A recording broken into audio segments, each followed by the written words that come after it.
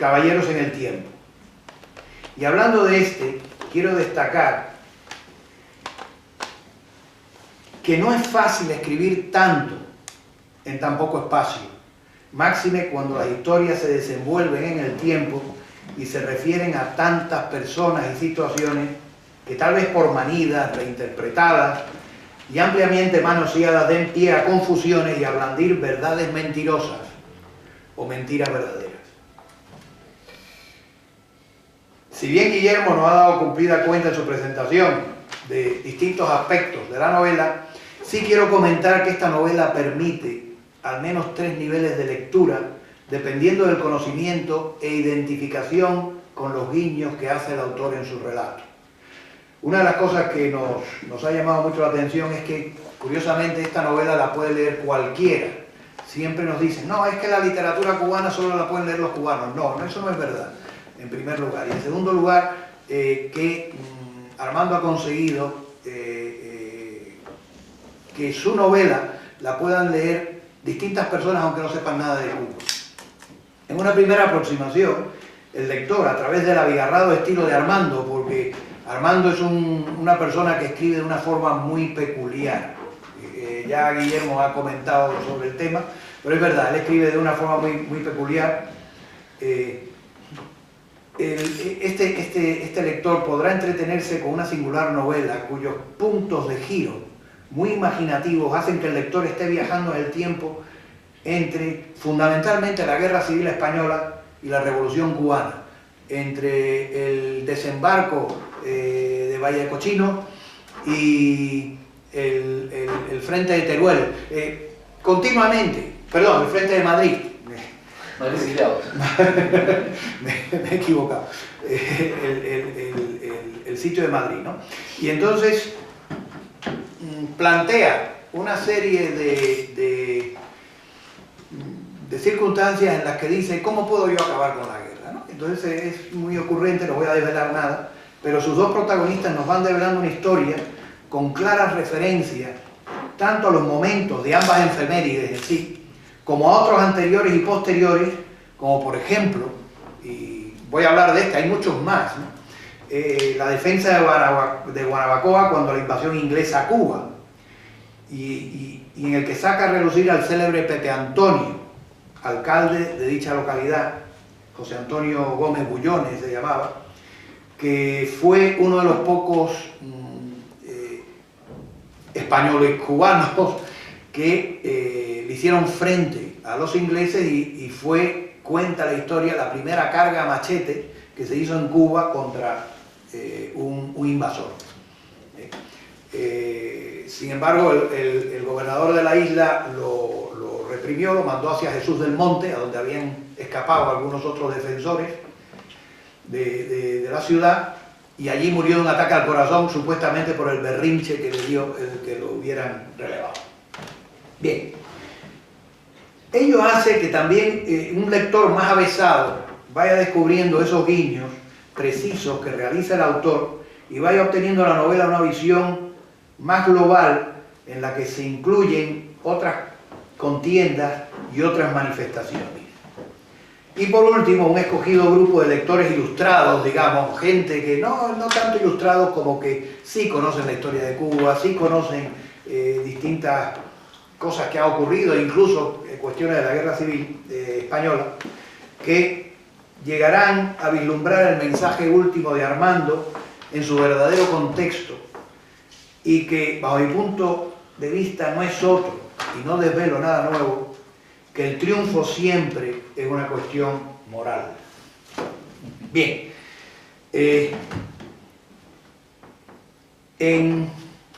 también quería, y voy a leer un pequeño párrafo, nada largo, porque yo creo que quien tiene que hablar aquí hoy es Armando, pero hablando de ese estilo suyo, tengo aquí seleccionado un pequeño párrafo, y además fue al más puro azar, porque cualquier párrafo que uno escoja va a encontrar lo mismo, ¿no? Esto, primero tengo que darle las gracias a Armando por el ingente trabajo realizado. Trabajo que, por cierto, le tuve que editar por encima de sus quejas y protestas. Pero es que un autor es capaz de realizar su obra solo hasta un punto. Y siempre leyendo los libros de Armando, digo, no hay que forzar a Armando, su verborrea es tremenda, es prolífico, y muchas veces quiere decir tantas cosas que existe el riesgo de perder al lector. Y los que conocemos a Armando podemos aguantarnos, pero yo quería hacer un libro que llegara a un público mucho más amplio, ¿no? Y también tenemos que luchar un poco con la pérdida del hábito de la lectura, ¿no? Entonces hay que buscar siempre el traer a las personas hacia los libros, no que no se nos escapen, ¿eh? Y entonces, claro, al revisarlo, tiene que venir algún pesado como yo a borrarle diálogos y modificarle los párrafos, diálogos y párrafos que figuran en el texto, porque el autor, siempre pienso, que se ha enamorado de ellos e impide poner de manifiesto lo que tiene de reflexiva y dinámica la obra que hoy tienen ustedes o pueden tener entre sus, o la oportunidad de conocer y disfrutar. Pues como ocurre en el caso específico de él, siempre tiende a buscar una sonoridad y un ritornelo que los editores debemos muchas veces bajar de intensidad para mejor disfrute de los lectores. Y os leo. Revalorización del verbo igualdad como parte de esa revolución que aprendiese y enseñase el absoluto respeto al verbo, que convenciese de que no hay palabras baladíes, palabras que cayesen en el vacío, palabras sin consecuencias, sino ejércitos de palabras llenando el vacío. Pensamientos que se concretasen en palabras y estas en acciones, conciliábulo de palabras, verbos como abejeantes huestes angelicales en la construcción de universos, islotes de verbos flotando en el espacio, espacio del verbo, tiempo del verbo, ritmo del verbo en el verso, verbo que irradiase la acción creadora que se prosigue y desenvuelve para producir todas las variadas manifestaciones de la vida, lo que Marcus el pitagórico, citado por Hipólito, daba como los 7 cielos que pronunciaron cada uno su vocal, que combinados en su conjunto formaron una doxología única, cuyo sonido transmitido abajo convirtióse en lo creador. Bien, es apabullante. Entonces, esto es apabullante y entonces era una auténtica catarsis. O sea, muchas veces había que coger a Armando y decir, Armando, por favor, para, ¿no? Y bueno, en esas tuvimos nuestras cosas, pero no, la verdad es que con muy buena deportividad acogió y sus comentarios fueron pocos, ¿no? Yo creo que sí, que el trabajo del editor tiene que ver mucho con poner la catarsis del escritor en su justa medida, ¿no? Y entonces ahí eso pues que hemos ganado, porque solo cuando los autores lo comprenden empieza el libro a estar editable. Hasta ese momento no debe de ser un manuscrito único y exclusivamente para el escritor. La edición requiere universalizarlo y hacerlo dúctil para una amplia gama de lectores que, por desgracia, no pernoctan en la mente de los escritores, sino que van a sacar unas conclusiones muy distintas a las imaginadas por el autor, por muy extraño que ello parezca. Hoy, Armando, estás con nosotros en calidad de autor. Dicen que seas autor el día de la presentación de un libro, cuando te entrevistan o sales en los periódicos. El resto del tiempo se continúa con la profesión de escritor. Ser autor es algo de lo que uno se vanagloria durante segundos y cuyo eco se mantiene hasta el próximo libro. Es un éxito, como digo yo, efímero. Si este no funciona, hay que empezar otra vez desde cero. Por eso lo importante es ser escritor. Tú lo eres y con este libro lo demuestras. Ahora deja que Caballeros en el Tiempo salga cual hijo mayor de tu casa. Lo voy a poner un poco como Armando a hablar, ¿no? Salga cual hijo mayor de tu casa y pase a ser propiedad de la humanidad. Ha dejado de ser tuyo para ser del mundo. Siéntete orgulloso que por doquiera que vaya sabrá decir quién fue su progenitor y lo dirá, estoy seguro, con orgullo.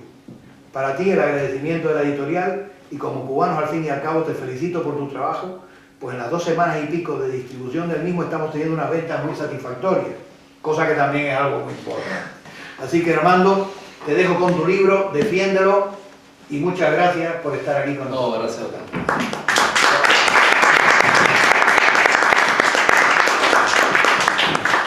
apabullante también ha sido. Bueno, como dice Luis, agradecimiento a todos ustedes por estar acá, pudiendo estar tomándose un vino, haciendo algo más divertido. Hombre, al editor por apostar por este libro en estos tiempos, ya sabemos que son difíciles para casi todo, no digamos ya para la literatura. A don Guillermo Cortázar, esto es importante, este agradecimiento, porque, hombre, yo me he metido aquí en un tema que es la Guerra Civil Española. Este libro está escrito hace 24, 23 años en Cuba, donde siempre yo podía correr el riesgo de errar. Sé que un historiador español, además, como Cortázar, se haya leído el libro y le haya gustado y lo haya presentado, bueno, pues, hombre, me pone contento porque al menos no metí el delicado en ese sentido. Quiero decir que lo que dice Luis respecto a la edición es cierto. Lo que ocurre es que, como tantas cosas en este mundo loco, ya no hay editores. Entonces, Luis ha hecho el trabajo que ha de hacer un editor, que ya no se hace, ¿no? Inclusive Isabel Allende se ha quejado públicamente de que sus novelas salen como chorizos y nadie las... que es lógico, es decir, el trabajo... vamos a ver, hay una compartimentación del trabajo que eso ocurrió hace muchísimo tiempo y en estos tiempos modernos estamos volviendo a la época en que es editor, escritor, vendedor del libro, promotor del libro. Entonces, no, las cosas así no funcionan porque uno es Dios, ¿no? Entonces, bueno, en esa parte estoy muy contento. Repito, gracias a mi familia también por soportarme, eso es importante. Quiero agradecer la presencia acá también de mi amigo Raúl Rivero, que es un gran escritor, y a veces los escritores no somos solidarios los unos con los otros, así que el hecho que él está aquí es de agradecer también. Sí, yo creo que no tengo mucho que decir del libro, lo que voy a leer un poco, y si ustedes quieren preguntar algo después, bueno, pues estoy a sus órdenes. Dile a Isabel que venga. A Isabel Allende. No, ahí sí te voy a cobrar un interés. Yo no tengo experiencia. Yo quiero también, mira, eso que acaba de decir Luis, mira, eso es honestidad. Porque uno también se topa con editores, por ejemplo, no voy a mencionar nombres, pero algunos de mis editores del pasado, alguien también me ha dicho, oye, tu libro está entre los más vendidos. Y entonces cuando recibo la cosa esa mensual que te mandan con los 0.20, yo veo, y por casualidad que se equivoque y va a comprar un libro, ¿no? Entonces eso está, la honestidad siempre se agradece. Aquí estamos, lo que voy a leer son unos fotos y apuntes que ha hecho Amadís, este proxeneta cubano que se ha metido en esta degollina de la Guerra Civil Española, pero igual son fotos y son apuntes de la Guerra Civil, pero que también se trasladan en el tiempo y en algún momento tienen que ver con la Cuba del presente, que, hombre, curiosamente, muchos de los combatientes de la Guerra Civil Española terminaron en Cuba como asesores de Fidel Castro, el general Bayo, el mismo Campesino. O sea, hay una relación que se establece, porque son las mismas ideas que defendieron parte de los republicanos, las que después se aplicaron en Cuba. Es decir, que no había una contradicción, parece, en eso, y estamos hablando entonces de por eso el juego en el tiempo, y quizá yo veo la Revolución Cubana como una derivación de las ideas que una parte de España defendió en esa época contra la otra parte, ¿no? Contra la parte nacionalista. Foto 1, entre paréntesis, a un cartel, es decir, tirado a un cartel. El baile es la antesala del prostíbulo. Cerrémoslo. La taberna debilita el carácter. Cerrémoslas. El bar degenera el espíritu. Cerrémoslos. Apunte 1. Ese moralismo en Cuba se vio constantemente en los primeros años del castrismo y aún hasta que yo me fui. Bueno, de hecho, las prostitutas, los pobres en Cuba las encarcelaron y a los pobres proxenetas también. No quiere decir que eliminaran nada de eso, pero los encarcelaron, ¿ves?